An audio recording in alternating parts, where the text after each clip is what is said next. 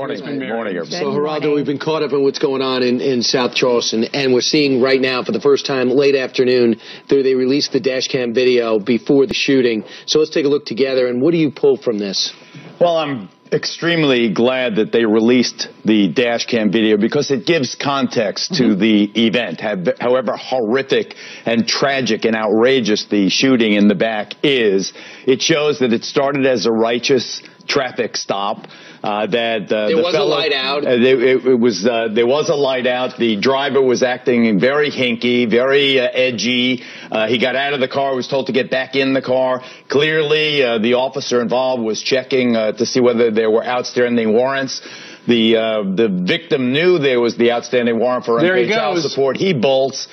The officer runs after him.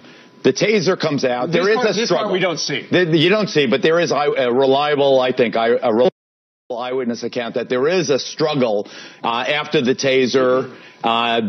So up until that point, the cop with his adrenaline pumping, now he's been in a physical tussle. Now, the perpetrator has reached for the taser allegedly. Now it gives you the context of his blood boiling. He has done everything professional, and now he's had this civilian has dared to physically have this altercation with the officer. Put that in the officer's head now. I think it saves him from the murder rap.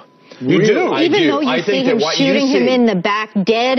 I mean, Elizabeth, that's an excellent point. This is a horrible, horrible shooting, but there was no premeditation. This is manslaughter. Right. I believe that this is manslaughter. And I think that were I the officer's attorney, I would begin the negotiation for that plea immediately. This was unforgivable. The fact that he had a righteous traffic stop and a physical altercation gives you justification to aim and so calmly plug someone 5 times. Geraldo, what about on one of the other morning shows on another channel, they were suggesting that, this is just an example of how police officers are targeting black men because they think they can get away with it.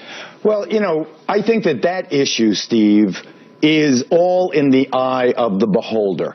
I don't think there is any doubt that too many black moms fear cops when their kids go out more than they fear crooks. We should point out more white people are shot by cops than black people. In absolute numbers, yes, but proportionally, you can argue, and I don't want to talk statistics now, I'm talking perception. Right. There is definitely a perception in this country among minority families, particularly African American, that too many young black men or black men are being killed in encounters with cops unnecessarily.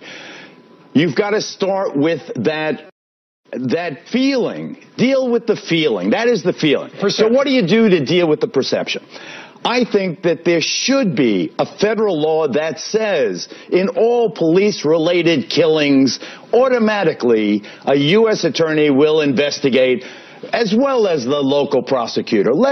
Give them an objective context where they can rely on what is going on in the probe. I don't think that is an unreasonable partial solution to the dilemma of perception, Steve. I'm not saying last night I spoke at the Sergeants Benevolent Association honoring fallen police heroes in this city. Ramos and Lou in December assassinated because of the hateful rhetoric that's going around, of this anti-police rhetoric going around. So they were killed by a lunatic fueled by vile propaganda against these cops. 2 other cops, Williams and Guerra, also dying in action. 4 cops in New York City in the last year and a half. Terrible. So when you judge a policeman, you must judge him in his shoes, not your shoes from the safety of your curvy couch or your living room. Put yourself in that officer's mind. It is an intense experience. Absolutely. It is a fraught with risk and peril. And that is why when the chief fires him right away and they put him in jail, that's why it's Walter Scott's family said they do not want this to turn into another Ferguson. His brother said it's not a black thing, it's not a white thing, it's a people thing. Well, I think that Sharpton should stay away, but there are remedies to this, but we must honor the valor of the officers,